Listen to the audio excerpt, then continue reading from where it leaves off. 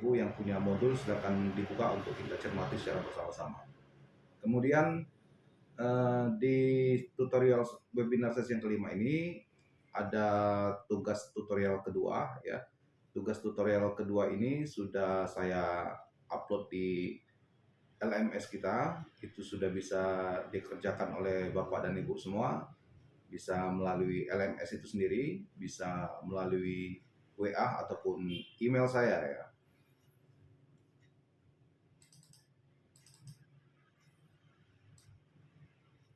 Di modul 6 ini Bapak Ibu tidak banyak materi ya, nanti akan saya tambah terkait sharing-sharing pengalaman terkait bidang hukum yang pernah saya alami ya.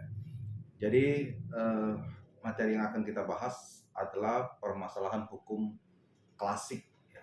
Nah, sebelum jauh ya kita memahami hukum dalam suatu kajian kefilsafatan, kita harus mengetahui terlebih dahulu mengapa hukum itu ada, ya, untuk siapa hukum itu ada dan diadakan. Dari pemahaman inilah nantinya diharapkan kita mampu memahami hakikat hukum itu sendiri ya. Mengapa hukum itu ada dan diperlukan dalam hubungan kita sebagai warga negara. Mengenai definisi hukum, hingga saat ini tidak ada yang pasti yang bisa memberikan formulasi yang secara komprehensif ya, terkait hukum, karena masing-masing kita akan bisa menerjemahkan hukum itu sendiri-sendiri ya. Mungkin ada yang bisa menyebut hukum itu adalah undang-undang, itu benar secara hukum. Hukum itu peraturan atau regulasi, benar secara hukum. Hukum itu adalah kebiasaan-kebiasaan tidak tertulis yang turun-temurun, bisa dikatakan hukum juga ya, seperti hukum adat begitu. Oleh karenanya dari masing-masing ahli-ahli hukum akademisi seperti itu ya, kaum-kaum terpelajar bidang hukum itu pun mempunyai interpretasi yang berbeda-beda terkait hukum ya. Menurut Immanuel Kant ya, tidak ada satupun ahli hukum yang dapat membuat suatu definisi yang tepat tentang hukum. Karena apa? Karena definisi hukum itu sangatlah beragam. Secara umum kita menyebut hukum adalah aturan tertulis ya, yang berisi larangan, perintah ya, yang ada sanksinya, yang kita kenal dengan hukum pidana gitu ya. Kemudian banyak juga pemahaman-pemahaman atau definisi-definisi yang lain yang diberikan oleh ahli-ahli hukum tentang hukum itu sendiri. Plato memberikan definisi hukum adalah suatu aliran emas, penjelmaan dari right reasoning, berpikir secara benar. Menurut pandangan Sacipto Raharjo, hukum adalah suatu institusi yang bertujuan mengantarkan manusia kepada kehidupan yang adil, sejahtera, dan membuat manusia bahagia. Lalu ada tujuan hukum. Apa saja tujuan hukum? Adalah menciptakan keadilan, ya. Kemanfaatan adalah tujuan hukum, ya. Kemudian kepastian sebagai bentuk solusi dari setiap permasalahan. Jadi ada 3 ini tujuan hukum ya. Pertama, menciptakan keadilan ya. Keadilan ini dapat diartikan ketika putusan ya sudah sesuai peraturan perundang-undangan, itu adalah sebuah keadilan ya. Jadi keadilan ini sangat subjektif ya, bagaimana atau di mana posisi kita melihat keadilan. Apabila kita sebagai selaku yang terhukum ya, ingin sekali mendapatkan hukuman yang seringan-ringannya, karena hukuman yang ringan itulah keadilan bagi seorang yang terhukum. Apabila dari sisi penuntut ya, atau dari sisi korban begitu ya, ingin seseorang yang melanggar hukum itu mendapatkan hukuman yang setinggi-tingginya, itulah keadilan bagi seorang korban ya, terhadap ketidakadilan yang dia alami dari seorang pelaku kejahatan hukum gitu. Kemudian ada azas kemanfaatan ya. Kemanfaatan ini bisa kita terjemahkan ya atau interpretasikan sebagai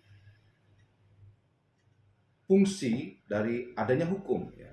Kalau hukum ada dan tidak bisa dilaksanakan berdasarkan hukum, eksistensi hukum itu sendiri, maka tidak ada nilai manfaat hukum. Itu dari satu sisi ya. Kemudian dari sisi yang lain, kemanfaatan bisa dilihat dari suatu perkara ya, eksistensi dari suatu perkara gitu. Manfaatnya apa ketika persoalan ini kita perkarakan gitu ya. Secara hukum manfaatnya apa? Kalau ini baik untuk kemaslahatan orang banyak begitu, mungkin bisa dilaksanakan ya. Cuman kalau tidak ada manfaatnya, untuk apa kita memperkarakan persoalan ini ya. Gitu ya maksud kemanfaatan. Kemudian ada yang namanya kepastian sebagai bentuk solusi dari setiap permasalahan. Jadi kalau di dalam hukum itu ada yang disebut dengan inkrah ya. Inkrah itu istilah dari berkekuatan hukum tetap. Nah, ketika sudah berkekuatan hukum tetap, maka dia sudah memberikan hukum bentuk ya, output hukum yang pasti begitu ya. Katakanlah sebuah putusan pengadilan, baik itu putusan pengadilan di tingkat pidana, putusan pengadilan tingkat perdata ya, pengadilan negeri begitu, kemudian putusan pengadilan tun ya, ketika semua tahapan-tahapan prosedur keputusan itu sudah dilalui, mulai dari tingkat pertama, dilanjutkan dengan tingkat banding, dilanjutkan ke tingkat kasasi, akhir dari tingkat kasasi itulah yang disebut dengan inkrah atau memberikan kepastian hukum. Tapi apabila dia hanya di tingkat pertama, kemudian tidak banding, tidak kasasi, 7 hari setelah itu kalau pidana, maka dia menjadi berkekuatan hukum tetap, ya kan, inkrah. Kalau dia perdata, 14 hari setelah putusan tingkat pertama tidak ada banding, tidak ada kasasi misalnya, maka sudah memberikan kepastian hukum atau putusan tersebut bersifat inkrah. Maka solusi dari persoalan yang dihadapi adalah melaksanakan putusan pengadilan yang sudah berkekuatan hukum tetap gitu. Nah, bagi kaum positivisme ya, tujuan hukum adalah menegakkan kepastian hukum ya. Kaum naturalis ingin memperjuangkan keadilan, kaum historis ingin agar dengan hukum kesejahteraan itu bisa dicapai ya. Kaum sociological jurisprudence begitu menghendaki dengan hukum ketertiban, ketentraman, keadilan sosial dapat dicapai, sementara kaum fungsionalis menghendaki agar hukum benar-benar berguna bagi masyarakat ya. Sacipto Raharjo berpandangan ya, tujuan hukum adalah keadilan dan kebahagiaan ya, bukan rasional, tetapi kebahagiaanlah yang hendaknya ditempatkan di atas segala-galanya gitu ya. Lalu keadilan ya. Pengertian adil itu sangat luas ya. Jadi adil merupakan suatu hal yang dicita-citakan sebagai mana hukum itu sendiri, sebagai ius constituendum. Ius constituendum ini artinya hukum yang dicita-citakan. Semestinya bagaimana hukum itu terjadi, itulah ius constituendum. Bahkan ada adagium ekstrim, fiat justitia wat solum ya. Tegakkan keadilan walau langit runtuh. Ini istilah-istilah sering digunakan oleh advokat ya ketika membuat sebuah gugatan atau membuat nota pembelaan, pledoi begitu ya. Biasanya di akhir dari pembelaan itu dia mengutip adagium ini, fiat justitia ruat solum, tegakkan keadilan walau langit runtuh. Ada juga istilah justice delayed, justice denied. Keadilan yang tertunda merupakan ketidakadilan itu sendiri. Ada lagi istilah sumum ius summa injuria. Makin lengkap, perinci atau ketat peraturan hukumnya, keadilan makin terdesak atau ditinggalkan sehingga keadilan harus didahulukan dari kepastian hukum. Nah, banyak sekali ya adagium-adagium terkait keadilan. Ini bisa nanti Bapak dan Ibu atau mahasiswa untuk searching ya di Google, itu banyak sekali istilah-istilah atau adagium keadilan, atau beli buku kamus hukum ya, itu juga banyak sekali uh, adagium-adagium terkait keadilan gitu ya. Berikutnya adalah hubungan hukum dan kekuasaan. Nah, ini sangat menarik juga di dalam dunia hukum ya, karena hukum ternyata juga tidak bisa terlepas ya dari kekuasaan. Kalau kekuasaan tentu kita berbicara soal politik ya. Jadi di dalam penjelasan Undang-Undang Dasar tahun 1945 sudah menegaskan di sana ya bahwa negara kita ini adalah negara hukum Rechtsstaat, tetapi bukan negara kekuasaan atau Machtsstaat. Namun apakah dalam pelaksanaan ya, dalam aplikasi kenegaraan kita ya, apakah ada semacam konflik antara hukum dan kekuasaan? Nah, ini sangat kasuistis ya. Terkadang kekuasaan tidak bisa mengintervensi ya, tapi terkadang kekuasaan mesti mengintervensi demi tegaknya hukum. Kadang kala ada juga kekuasaan yang ingin mengintervensi untuk mengacaukan penegakan hukum. Nah, ini bisa kita lihat dari hubungan hukum dan kekuasaan. Mencermati kondisi kekinian, ya, hukum sering dikaitkan dengan kekuasaan. Hukum dibuat oleh orang yang mempunyai kekuasaan. Buktinya apa? Seperti undang-undang ya, kita sepakat bahwa salah satu interpretasi hukum adalah undang-undang. Undang-undang ini dibuat oleh DPR ya, Dewan Perwakilan Rakyat ya. Atau di daerah kita ada perda peraturan daerah yang juga dibuat oleh anggota DPRD setempat ya. Itulah hukum yang dibuat oleh kekuasaan gitu ya. Hukum dan kekuasaan itu ibarat mata uang yang tidak dipisahkan ya.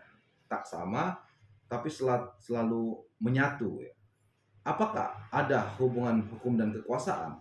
Nah, ini ada beberapa pendapat ya. Ada Theo ya mengatakan bahwa hukum tidak sama dengan kekuasaan.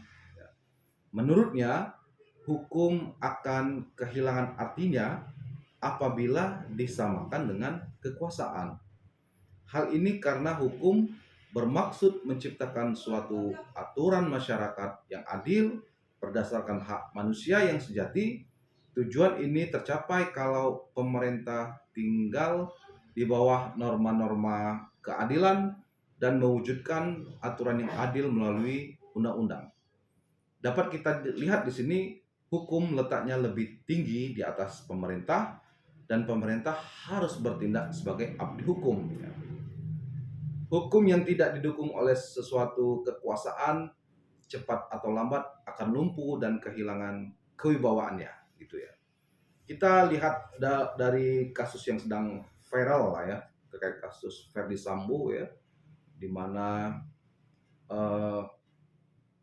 oknum polisi yang bernama Verdi Sambo ini dulunya adalah salah satu pejabat tinggi kepolisian ya, sebagai Kadif Propam Mabes Polri begitu ya. Nah, ketika dia dihadapkan dengan konflik hukum dirinya sendiri dan keluarganya begitu, dengan posisi yang juga sangat strategis di Mabes Polri ya, maka akan menjadi membuat ya perjalanan hukum atau penegakan hukum berjalan tidak sebagaimana mestinya akibatnya ya, karena posisi yang begitu besar bagi seorang Kadif Propam Mabes Polri pada waktu itu ya. Akhirnya apa? Akhirnya Presiden ya ikut andil di dalam itu dengan memanggil Kapolri yang meminta agar proses ini berlangsung secara transparan ya, itu ya, berlangsung secara transparan dan jangan sampai ada anasir-anasir lain yang bisa mempengaruhi penegakan hukum terkait kasus FS begitu ya. Nah, ini salah satu bentuk ya eh, kekuasaan yang ingin memastikan agar hukum berjalan sebagaimana mestinya. Ini adalah salah satu hubungan hukum dan kekuasaan yang kita maksud ya. Ini salah satu contoh kecil saja begitu. Nah, oleh karena itu dapat dimaknai hukum tanpa kekuasaan adalah angan-angan, kekuasaan tanpa hukum adalah kezoliman. Jadi FS ya berkuasa dalam institusinya, ya berkuasa dalam institusinya, tapi dengan adanya tindakan yang main hakim sendiri begitu ya. Memang ini belum pada posisi putusan ya, masih sedang berlangsung, tapi dari kronologis peristiwa mungkin dapat kita sambil diskusikan ya, bahwa tindakan FS yang main hakim sendiri terhadap Joshua adalah kekuasaan tanpa hukum yang dimaksud. Bahwa kekuasaan tanpa hukum adalah kezaliman gitu. Itu salah satu contoh kecil saja ya. Nah, kemudian ada juga yang dimaknai hukum tanpa kekuasaan adalah angan-angan. Maksudnya seperti apa? Kita masyarakat lah ya. Contohnya kita sebagai masyarakat, kita mengerti hukum, tapi kita tidak bisa ya untuk mengadili Ferdi Sambo ya, karena kita tidak memiliki kekuasaan, kapabilitas untuk melakukan hal itu ya, karena kita eh, tidak pada ranah penegak hukum ya yang mengadili perkara itu. Jadi maksudnya ketika kita ingin hukum tegak tapi kita tidak punya kekuasaan untuk itu, maka itu adalah angan-angan. Makanya ketika ada orang yang sudah memiliki kekuasaan di bidang hukum, polisi kah itu, jaksa kah itu, hakim kah itu, nah, dengan kekuasaan yang diberikan negara kepadanya, diharapkan ya agar penegakan hukum itu dapat berjalan sebagaimana mestinya berdasarkan peraturan perundang-undangan yang ada gitu. Nah, kekuasaan diperlukan karena hukum itu bersifat memaksa. Tanpa kekuasaan, pelaksanaan hukum di masyarakat akan terhambat. Ya. Semakin tertib dan teratur suatu masyarakat, semakin kecil dukungan kekuasaan yang diperlukan. Maksudnya, ketika kita di masyarakat ya sudah sangat tertib dengan hukum, ya, maka semakin kecil kekuasaan untuk mengintervensi hukum, ya.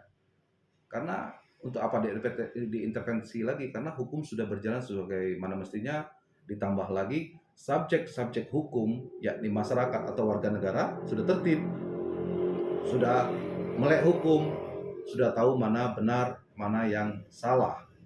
Sehingga tidak perlu lagi dukungan kekuasaan terhadap proses penegakan hukum.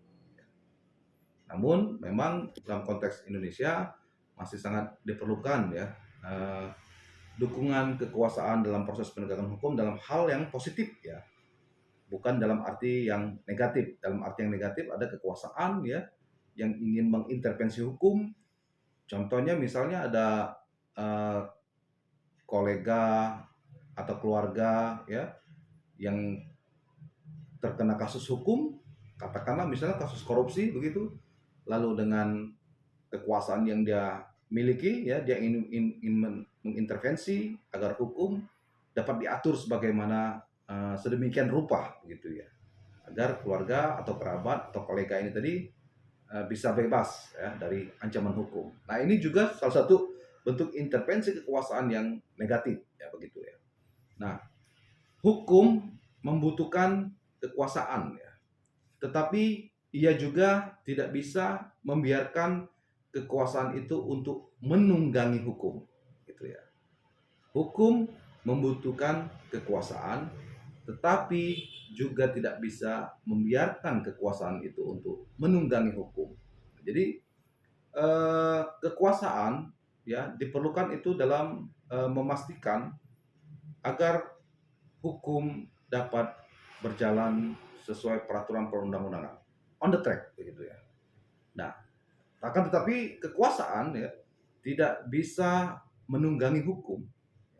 Karena apa? Karena eh, apabila kekuasaan menunggangi hukum, maka hukum ini bisa dia bawa kemana-mana ya dengan kekuasaan yang dimiliki. Nah, itulah yang membedakan ya, dan ada penegasan secara rigid di dalam konstitusi kita bahwa Indonesia ini adalah negara hukum, bukan negara kekuasaan. Ya. Jadi negara Indonesia adalah negara Rechtsstaat, ya, negara hukum, bukan negara kekuasaan atau Machtsstaat. Ya. Makanya kemudian dalam praktek kenegaraan kita ada pembagian ya kekuasaan, ada eksekutif, ada legislatif, ya, ada yudikatif. Yudikatif ada kamarnya tersendiri agar yudikatif bisa bekerja ya fokus dalam proses penegakan hukum, legislatif ya yang memproduksi hukum ya dapat juga secara independen ya untuk bagaimana menerbitkan atau memproduksi hukum ya dalam bentuk undang-undang begitu, eksekutif ya untuk menjalankan apa yang menjadi tugas dan kewenangan yang sudah diformulasikan ke dalam undang-undang yang kita sebut juga hukum ya yang kemudian harus dilaksanakan oleh suatu kekuasaan eksekutif gitu ya. Lord Acton eh, menyebut ya, power tends to corrupt but absolute power corrupt absolutely. Kekuasaan yang besar cenderung korup ya, oleh karena itu perlu dibatasi gitu ya. Nah, ketika seseorang ya memiliki kekuasaan ya yang begitu besar begitu ya, tanpa perlu pembatasan gitu ya terhadap kekuasaan yang dia miliki ya. Ini akan dikhawatirkan akan menjadi jalan bagi kekuasaan itu untuk melanggar hukum. Yang paling dekat adalah korupsi. Ya. Kekuasaan itu cenderung korupsi, dan kekuasaan yang sangat mutlak maka mutlak juga atau pasti melakukan korupsi. Nah, makanya Indonesia ya membagi kelas-kelas kekuasaan, ada eksekutif ya untuk menjalankan organ negara ini sebagaimana mestinya, ada legislatif ya, untuk mengawasi agar eksekutif tidak keluar dari tracknya ya. Kemudian apabila eksekutif keluar dari track, ada yudikatif ya, untuk melakukan penegakan hukumnya begitu. Nah, hukum berada di posisi supreme ya yang tinggi di atas kekuasaan. Ya. Supremasi hukum. Ya. Bahwa hukum itu sangat tinggi di atas kekuasaan. Nah, hukum berasal dari negara dan yang berkuasa dalam suatu negara adalah pemerintah ya. Pemerintah melalui politiknya menetapkan hukum. Dalam bentuk apa itu? Dalam bentuk undang-undang ya, peraturan-peraturan pengganti undang-undang ya, kemudian peraturan pemerintah ya, ke bawah lagi ada peraturan menteri begitu, turunannya lagi ada peraturan gubernur ya, perda provinsi, turunnya lagi ada peraturan bupati atau wali kota, peraturan daerah, kota atau kabupaten gitu.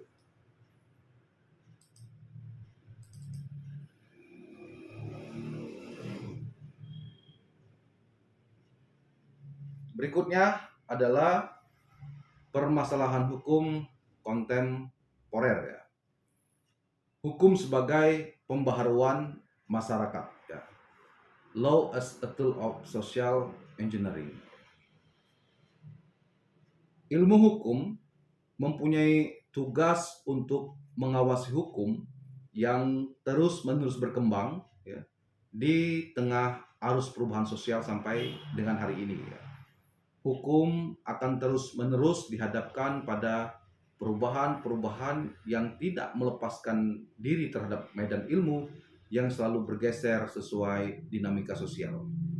Hukum sebagai sarana social engineering adalah penggunaan hukum secara sadar ya untuk mencapai suatu tertib atau keadaan masyarakat sebagaimana dicita-citakan atau untuk melakukan perubahan yang diinginkan.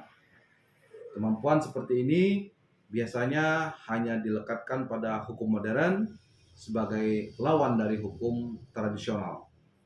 Pada perubahan letak perbedaan hukum modern dan tradisional dimaknai sebagai pergeseran cara pandang yang mengarah pada perubahan masyarakat gitu. Perubahan ini tentu berpengaruh terhadap perkembangan hukum itu sendiri ya. Cicero, seorang filsuf pada zaman Romawi kuno, pernah mengeluarkan pernyataan yang sangat terkenal dan dianggap masih relevan dengan situasi dan kondisi masyarakat dewasa ini, yaitu ubi societas ibi ius ya, di mana ada masyarakat maka di situ ada hukum. Lalu ada Roscoe ya, hukum itu pada dasarnya merupakan suatu bentuk dari teknik sosial atau rekayasa sosial yang bertujuan untuk mengatur secara harmonis kepentingan dan kebutuhan individu secara optimal dalam keseimbangan dan kepentingan masyarakat. Keseimbangan yang harmonis inilah yang dapat dikaitkan merupakan hakikat dari keadilan yang harus terdapat dalam hukum. Di samping itu, hukum dapat berfungsi sebagai kekuatan dari negara atau masyarakat yang harus diorganisasi secara kritis sehingga dapat dipergunakan sebagai alat paksa untuk menjamin dan menjaga keselamatan atau keamanan masyarakat. Kemudian ada juga hukum sebagai sarana kontrol sosial ya, less as a tool of social control. Pengendalian sosial biasanya diartikan sebagai suatu proses baik yang direncanakan maupun tidak ya, yang bersifat mendidik ya, yang bersifat mengajak ya, atau bahkan memaksa warga masyarakat agar mematuhi sistem kaidah dan nilai yang berlaku. Perwujudan kontrol sosial tersebut mungkin berupa pemidanaan ya, ada kompensasi, konsiliasi dan lain sebagainya ya. Nah, pengendalian sosial adalah upaya untuk mewujudkan kondisi seimbang dalam masyarakat yang bertujuan terciptanya suatu keadaan yang serasi antara stabilitas dan perubahan di dalam masyarakat. Maksudnya adalah hukum sebagai alat memelihara ketertiban dan pencapaian keadilan. Pengendalian sosial mencakup semua kekuatan yang menciptakan serta memelihara ikatan sosial. Hukum yang merupakan sarana pemaksa yang melindungi warga masyarakat dari perbuatan dan ancaman yang membahayakan dirinya dan harta bendanya gitu ya. Jadi Bapak Ibu, untuk materi di modul 6 ini tidak banyak ya, nanti kita bisa lanjut diskusi ya. Saya izin ambil absen saya dulu ya, tunggu sebentar.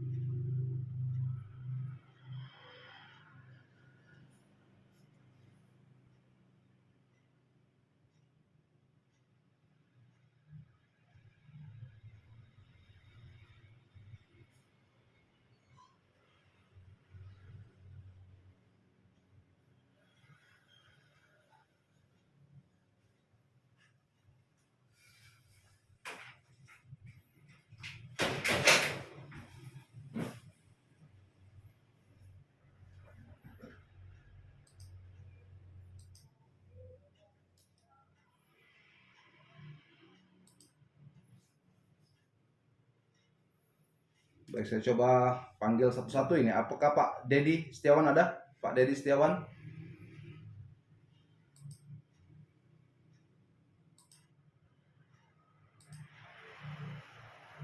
Dadan Supriyatna, Harapan Jason, Ida Wahyuni,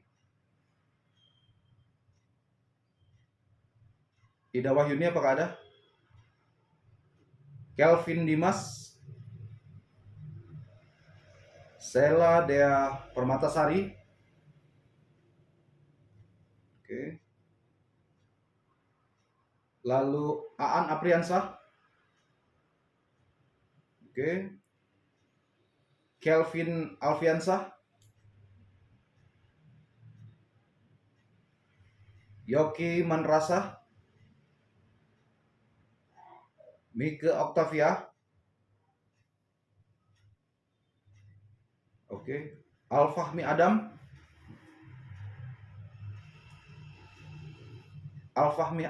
apakah ada?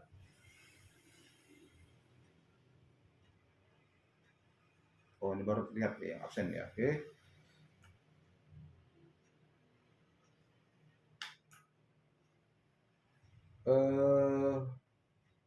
Mei Siska Andriansah,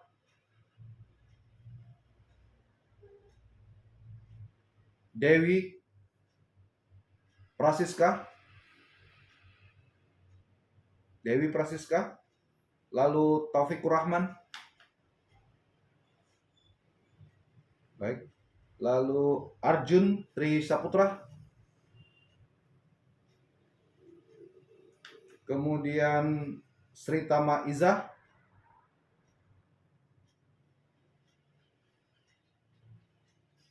Arya Andeva, oke. Karina, Rahmat Putra Pratama, Riko Ivanko, Redo, Reskar Lindi, oke. Deka Yuliani,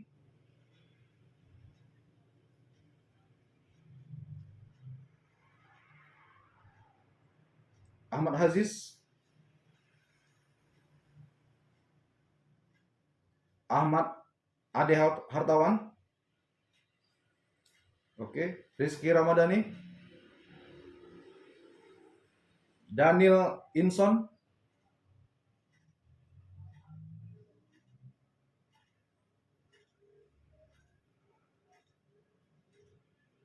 lalu Armansah, ada ya? Baik. Yokirio Prabowo,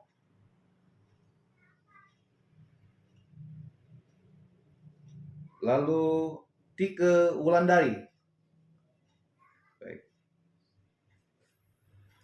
Baik ya, sebagai sharing saja ya untuk penambahan pemahaman kita terkait bagaimana intervensi kekuasaan ya terhadap hukum begitu ya. Jadi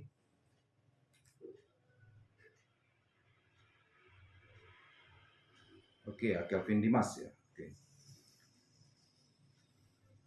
Baik ya. Dulu saya sebelum aktif sebagai lawyer ya, saya adalah anggota KPU Kabupaten Musirawas ya tahun 2014-2019. Waktu itu saya membawahi atau memegang divisi hukum ya di KPU Kabupaten Musirawas. Nah, di pemilu 2014 ya. Jadi pasca pelaksanaan pemilu, kemudian setelah penetapan pemilu nasional begitu ya, semua telah selesai. Ternyata kami waktu itu pernah dilaporkan ke polisi ya, dipidanakan lah begitu ya, kurang lebih terkait pelaksanaan pemilu di Kabupaten Musirawas ya. Nah, jadi kami, saya dan teman-teman saya ya, oke, Ibu Ida Wahyuni ya, hadir ya. Oke, lalu Syafira,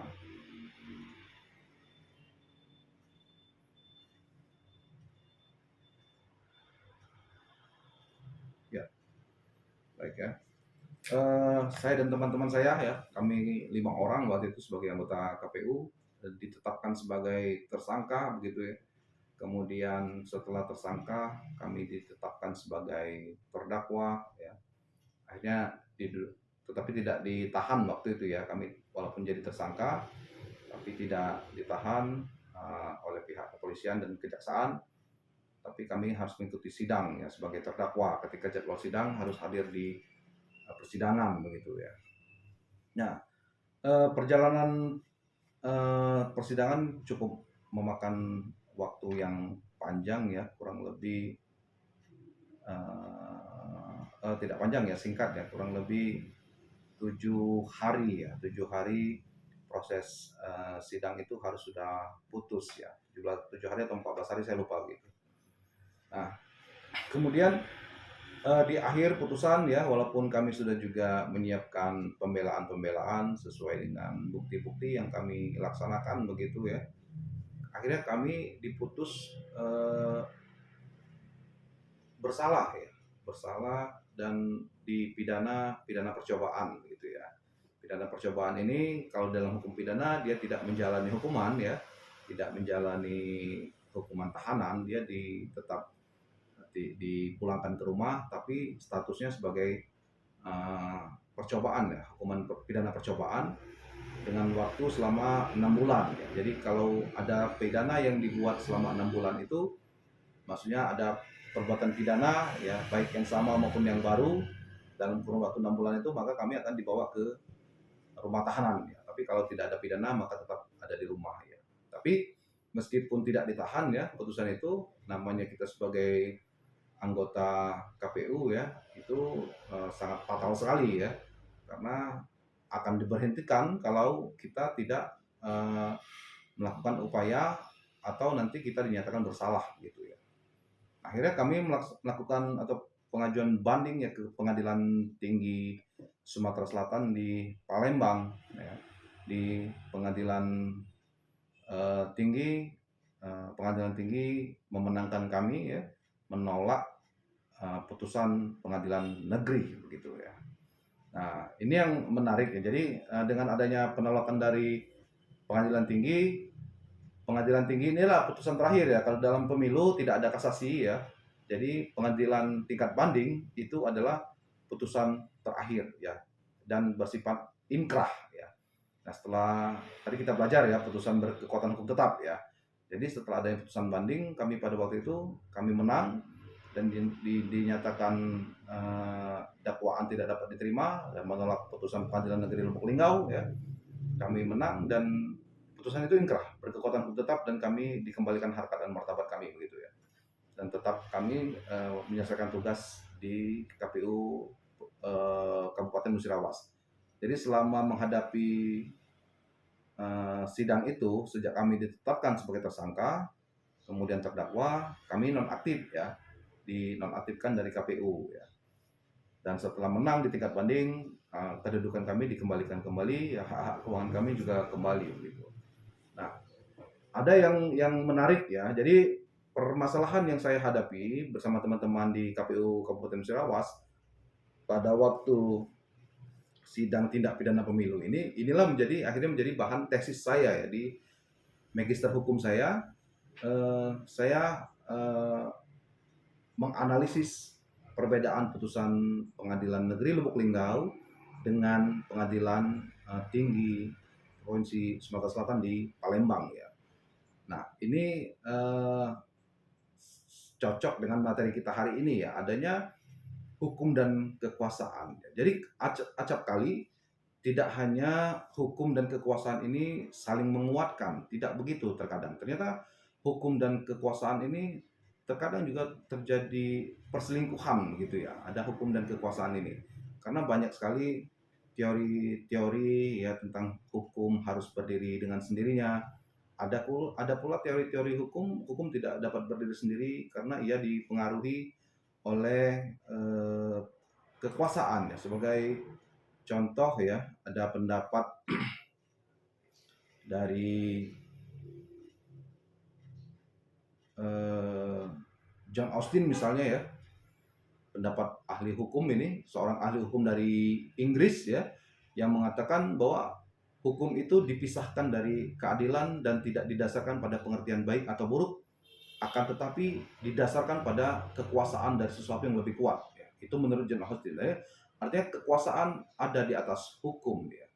Kemudian ada pendapat juga dari Paul Rock ya namanya, seorang ahli hukum juga ini, yang memiliki teori konspirasi antropomorfis ya, yang mengasumsikan bahwa hukum hanyalah sekedar instrumen dari sebuah konspirasi para pihak yang berkedudukan sebagai legislator ketimbang sebagai sesuatu yang tergantung pada proses-proses kompleks dalam penyelenggaraan, dan hasil kerjanya mencerminkan konflik antara kepentingan yang berbeda-beda. Kemudian ada pendapat Daniel Eslab ya. Jadi Daniel Eslab ini seorang ahli hukum juga. Bukunya yang paling bergengsi ya dalam uh, literatur akademik gitu ya, tentang politik dan hukum begitu di Indonesia. Dia punya buku penelitian dia tentang politik hukum di Indonesia ya. Bahwa hukum menurut Daniel Eslab ini tidak pernah otonom ya, tetapi dipengaruhi oleh faktor-faktor lain di luar hukum ya. Bahkan kadang-kadang hukum itu simbolistis mewakili pimpinan sosial politik ya. Begini ekstrimnya pendapat dari Daniel Eslab gitu. Lalu ada pendapat yang lebih pure tentang hukum ya dari Hans Kelsen ya. Hans Kelsen ini seorang ahli hukum yang menganut paham teori hukum murni ya, bahwa hukum tidak boleh dipengaruhi oleh anasir-anasir lain ya. Hukum harus tegak dan berdiri dengan sendirinya gitu. Nah, dalam konteks yang pernah kami alami ya, kemudian saya coba terjemahkan ke dalam bentuk tesis saya, ditemukan bahwa beberapa indikasi adanya konflik antara hukum dan politik ya. Jadi pelaporan kami di kepolisian ini ditunggangi salah seorang oknum anggota dewan, tapi tidak lagi ya. Kemudian oknum anggota dewan itu di DPR RI pada waktu itu juga nyalek lagi, kira-kira begitu ya. Tapi dia tidak terpilih kembali ya, tidak terpilih kembali, dan mencoba untuk mencari alasan hukum yang cukup ya untuk dia melakukan gugatan ke Mahkamah Konstitusi begitu. Caranya dengan mentersangkakan KPU Musirawas lah, kurang lebih begitu. Jadi apabila kami terkena hukum, misalnya kemarin kami kalah, ya bahan itu bisa dia bawa ke Mahkamah Konstitusi untuk diajukan gugatan ke Mahkamah Konstitusi begitu ya, sebagai novum atau lain sebagainya begitu. Nah, cuman sayangnya karena kami menang, akhirnya itu tidak dilakukan ya.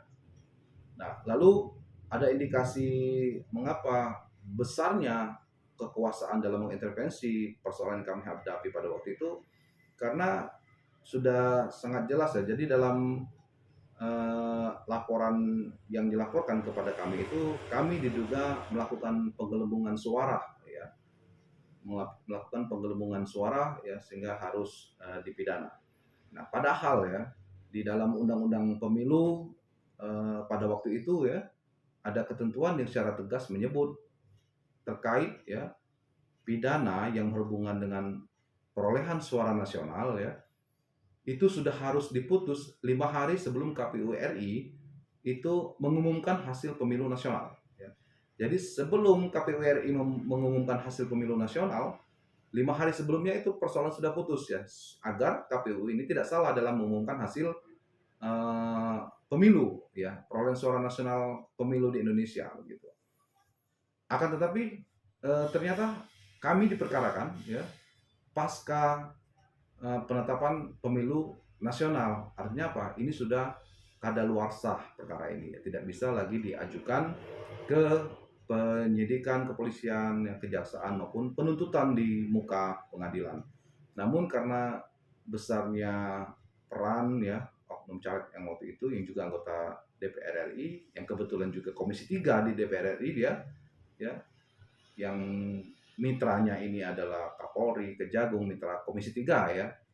Nah, kami mengambil kesimpulan ada korelasi ya antara kekuasaan yang dia miliki dengan upaya intervensi hukum yang ingin dia lakukan di dalam proses yang kami hadapi pada waktu itu. Namun alhamdulillah akhirnya kami memenangkan gugatan yang diajukan itu atau tuntutan yang diajukan itu ya, dan kami dinyatakan tidak terbukti melakukan tindak pidana pemilu berupa penggelembungan suara ya, yang kemudian ditegaskan dalam putusan banding juga bahwa persoalan itu sudah kadaluarsa ya, sudah tidak lagi layak untuk diajukan penuntutan di pengadilan. Alhamdulillah akhirnya menang dan kami kembalikan harkat dan martabat kami untuk menduduki kembali jabatan sebagai anggota KPU di Kabupaten Musirawas. Nah, ini salah satu bukti ya bahwa terkadang ada perselingkuhan hukum dan kekuasaan yang terjadi ya. Jadi ada kalanya dengan kekuasaan orang yang dia miliki ya, dia ingin mengatur ya, menguasai hukum gitu ya. Namun alhamdulillah ya, ternyata hukum ternyata tegak berdasarkan atas hukum ya. Dia menunjukkan dirinya bahwa dirinya memiliki supremasi ya. Dia di atas kekuatan kekuasaan ya. Itulah tadi pengadilan tinggi yang tidak mau diintervensi oleh siapapun ya. Jadi hakim pengadilan tinggi ya, kami memberikan apresiasi sekali hakim pengadilan tinggi yang tempat kami mengajukan banding ya, dia tidak mau diintervensi oleh siapapun dan memberikan hukum atau putusan yang berupa menunjukkan ya adanya supremasi hukum, bahwa hukum tidak bisa dipengaruhi oleh apapun dan hukum harus tegak berdasarkan peraturan perundang-undangan. Peraturan perundang-undangannya apa? Ya, bahwa dia harus diputuskan sebelum 5 hari KPU nasional atau KPU RI menetapkan hasil pemilu nasional begitu ya. Nah, ketika itu sudah dilangkahi, itu sudah tidak dapat diterima karena sudah kadaluarsa ya. Kemudian di dalam proses-proses persidangan juga sudah lewat waktu pada saat memutuskan, yaitu juga ternyata dihitung oleh pengadilan banding ya, bahwa putusannya juga sudah lewat waktu atau sudah kadaluarsa begitu. Nah, itu sebagai contoh ya terkait adanya intervensi kekuasaan terhadap hukum. Namun setelah kita mempelajari materi kita hari ini ya, kita semakin sadar bahwa hukum harus berdiri sebagaimana mestinya hukum itu ya, berdasarkan undang-undang dan peraturan turunannya ya. Namun kita mesti juga waspada ya, harus juga memainkan nalar hukum secara baik ya, bahwa apabila kita dihadapkan dalam persoalan hukum, apakah ini murni penegakan hukum atau ada kepentingan kekuasaan atau kepentingan politik yang menunggangi suatu peristiwa hukum yang dialami begitu. Itu ya. Sampai di sini apakah ada pertanyaan dari Bapak atau Ibu ya? Saya persilakan. Pak Aan Apriansa hadir ya. Oke. Oke.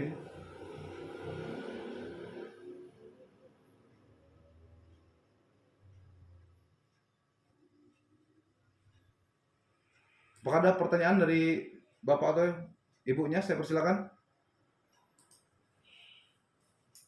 Atau sudah bisa dipahami dan dimengerti?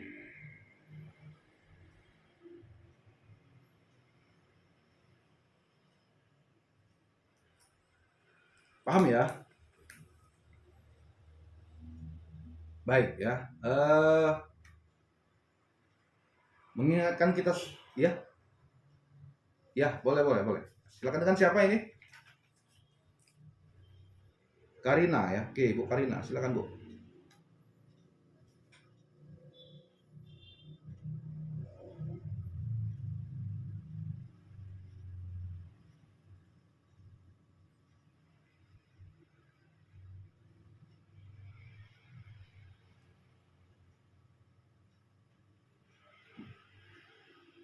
Baik ya.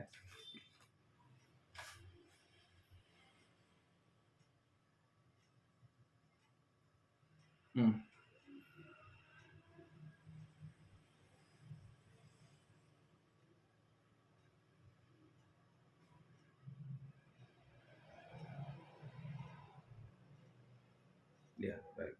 Bu. Ya. Jadi di dalam 184 KUHP ya, pasal 184 KUHP ya. Jadi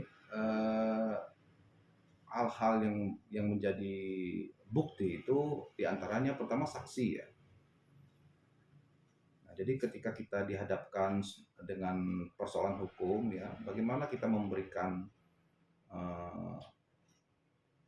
apa untuk memberikan keyakinan pada hakim ya, agar memutus sesuai dengan apa yang kita inginkan gitu ya. Harus ada pertama saksi ya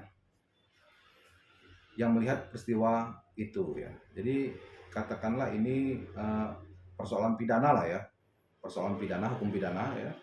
Jadi harus ada 2 orang saksi yang melihat peristiwa ini gitu ya. Kemudian bukti petunjuk ya. Bukti petunjuknya seperti apa? Misalnya ada surat ya misalnya, itu bisa, atau ya katakanlah surat lah, surat-surat penting lah begitu ya. Kalau dia misalnya persoalan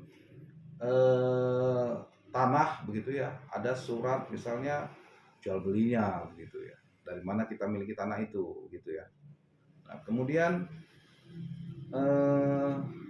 ahli ya,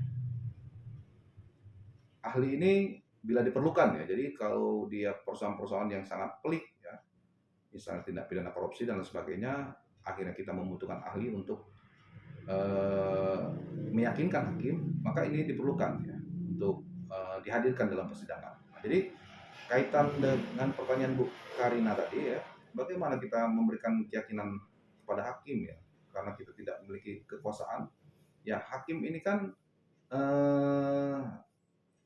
menjalankan tugasnya ya, ada azas audi et alteram partem di dalam hukum namanya, yaitu mendengarkan keterangan para pihak ya. Jadi pihak yang A didengarkan semuanya, pihak B didengarkan semuanya, seluruh saksi-saksi pihak A, seluruh saksi-saksi pihak B, surat-surat pihak A, surat-surat pihak B.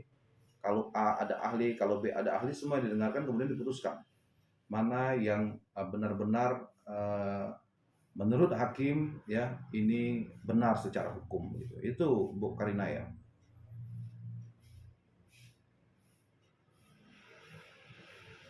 Hmm?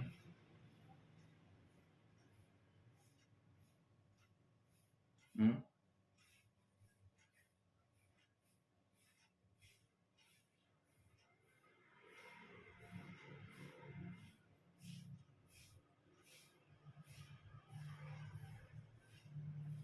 Oh ya baik ya.